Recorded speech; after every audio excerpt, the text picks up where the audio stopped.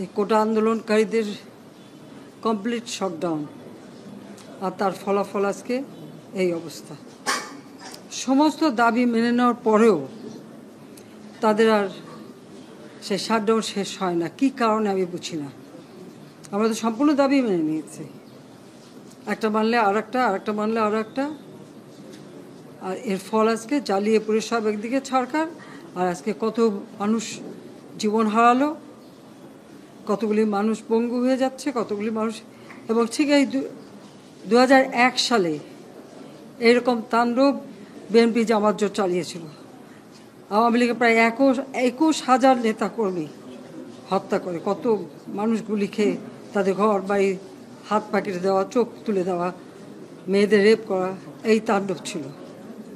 আবার 2013 সালে অগ্নিসন্ত্রাস, 13, 14, 15 আগুন জ্বালানো, সব যে গাড়ির ভিতরে, বাসের ভিতরে মানুষ, সেখানেও আগুন জ্বালানো। 23 সালে সেখানেও সেই তাণ্ডব, আর প্রতিবারই পুলিশের উপরে আঘাত, পুলিশের হত্যা, মানুষ মেরে ঝুলিয়ে রাখা, পুলিশ মেরে ঝুলিয়ে রাখা, গাজীপুরে আমাদের কর্মী মেরে ঝুলিয়ে রাখা। এটা কি ধরনের রাজনীতি আমরা জানি না। যেখানে দাবি করেছে প্রত্যেক দাবি আমরা মেনে নিয়েছি। আর মামলা তো তাদের না, আমার করা প্রজ্ঞাপন হাইকোর্ট বাতিল করে দেয়, সরকারের পক্ষ থেকেই তো আমরা আপিল করি, এবং ওই হাইকোর্টের সে রায় সেটা স্থগিত করে দেওয়া হয়। তাহলে তো আবার কোটা থেকে যায়। তাহলে আন্দোলনটা কিসের জন্য ছিল? একেবারে শাটডাউন করে সবাইকে তারপরে মারা। যে সমস্ত ঘটনা ঘটেছে আর যেভাবে মানুষগুলি ক্ষতিগ্রস্ত হয়েছে, আর যারা মারা গেছে আমি তাদের আত্মার মাগফিরাত কামনা করি। আর যারা এখন আহত তাদের সকলের চিকিৎসা সুষ্ঠুভাবে হচ্ছে। আমি আমাদের ডাক্তার, নার্স বা কর্মচারী সকলকে আমি আন্তরিক ধন্যবাদ জানাচ্ছি যে তারা দিন রাত অক্লান্ত পরিশ্রম করেছেন, এবং আমাদের স্বাস্থ্য মন্ত্রণালয় থেকে মন্ত্রী, প্রতিমন্ত্রী সহ আমাদের সকলে বারবার এদের দেখে গেছে এবং যা যা লাগে করে দিচ্ছে। আজকে চিকিৎসার জন্য যা যা লাগবে আমরা করে দিচ্ছি।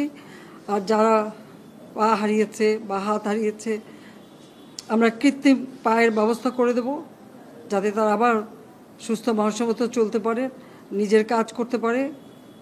এবং এর মধ্যে একজন আবার প্রতিবন্ধীও, কাজে তার মা যাতে ভালোভাবে চলতে পারে। প্রতিবন্ধী অবশ্য আমরা ভাতাও দিচ্ছি, কিন্তু তাকে আরও ব্যবস্থা করে দেব, আমাদের যতটুকু সাধ্য করে দেব। কিন্তু আমার দেশবাসীর কাছে আমি বিচার চাই, কি অপরাধটা কি করেছি যে এইভাবে, যেখানে আমি মানুষের ভাগ্য পরিবর্তনের কাজ করে যাচ্ছি, মানুষের জীবন মান উন্নয়ন করেছি।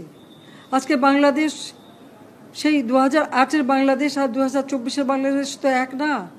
বাংলাদেশের মানুষের জীবন মান তো উন্নত হয়েছে। আমাদের অর্থনীতি আজকে কত কত উপরে উঠে গিয়েছিল, এবং এটা মনে হলো যে এটা আর কিছুই না। এটা আমাদের অর্থনীতিকে সম্পূর্ণ পঙ্গু করে দিয়ে বাংলাদেশকে আবার ভিক্ষুকের জাতি করে দেওয়া, এটাই বোধহয় এদের পিছনে ষড়যন্ত্র। সেটাই হচ্ছে সবথেকে দুঃখজনক, যে দিন রাত অক্লান্ত পরিশ্রম করে বাংলাদেশটাকে যখন একটা জায়গায় নিয়ে আসলাম, আজকে সেখানে দেখি এই একদিকে জ্বালাও পোড়া সব কিছু। ঠিক যে প্রতিষ্ঠানগুলি মানুষের সেবা দেয়, আজকে মেট্রো রেলে চড়ে মানুষ কত অল্প সময়ের মধ্যে সময় বাঁচিয়ে কর্মস্থলে পৌঁছাতে পারতো, আবার ফিরতে পারতো। সেখানে ছাত্ররা, চাকরিজীবী, সাধারণ মানুষ সবাই তো যেতে পারতো। সেই স্টেশনগুলি পুড়িয়ে এখন ট্রাফিক জ্যাম, মানুষের কষ্ট। আমি তো কষ্ট লাঘব করেছি, কিন্তু যারা এইভাবে আগুন দিয়ে পুড়িয়ে মানুষের সে কষ্টে আবার ফেলে দিল, তাদের বিচার দেশের মানুষকেই করতে হবে। আমি খালি সকলের সহযোগিতা চাই। আর এইভাবে মায়ের কোল খালি হোক এটা আমি চাই না, কারণ আমি তো বাবা মা সব হারিয়েছি। আমি তো জানি হারাবার ব্যথা কত কষ্ট, কিন্তু সেই কষ্ট বুকে নিয়েই তো ফিরে আসছি এদেশের মানুষের জন্য। এখানে আমার তো কোনো চাওয়া পাওয়া নেই। আমি তো আমাদের ছেলে মেয়ের জন্য কিছু করিনি, শুধু তাদের লেখাপড়া, নিজেরাই চাকরি করছে, নিজেরাই পড়েছে, আমি কতটুকু করতে পেরেছি। কিন্তু আমি দেশের মানুষের জন্য করেছি। আজকে অন্তত মানুষের ভাত কাপড়ের ব্যবস্থা, চিকিৎসার ব্যবস্থা, তাদের কাজের সংস্থা সবই তো করে দিচ্ছিলাম। যখন আমরা এক উন্নয়নশীল দেশে মর্যাদা পেলাম, তখনই এই তাণ্ডব করে ঠিক যে জায়গাগুলি মানুষের সেবা করবে সেই জায়গাগুলিতেই আঘাত, শিক্ষা প্রতিষ্ঠানে হল ভেঙে দেওয়া। সবচেয়ে দুর্ভাগ্য যে ভিসির বাড়িতে আগুন দেওয়া। এর আগেও একবার ঢাকা ইউনিভার্সিটিতে ভিসির বাড়িতে আগুন দিয়েছিল, আপনাদের মনে আছে। রংপুরে সেখানে আগুন দিয়েছে, ময়মনসিংহ কৃষি বিশ্ববিদ্যালয় থেকে শুরু করে বিভিন্ন জায়গায় এই তাণ্ডব চালিয়েছে। রাজশাহীতে এই তাণ্ডব চালিয়েছে। বিশ্ববিদ্যালয়গুলিতে সেশন জট ছিল, আমি সরকার আসার পর থেকে কোনো সেশন জট নাই। লেখাপড়ার মান উন্নত করা, যাতে এখান থেকে পড়ে আবার বিদেশেও পড়তে হবে, সেই ব্যবস্থাও করে দিয়েছি। কিন্তু তারপরেও কোটা সংস্কার আন্দোলন, কোটা তো আমি বাতিলই করে দিয়েছি। আমি আহ্বান করেছিলাম যে একটু ধৈর্য ধরো, হাইকোর্টে শুনানি হবে,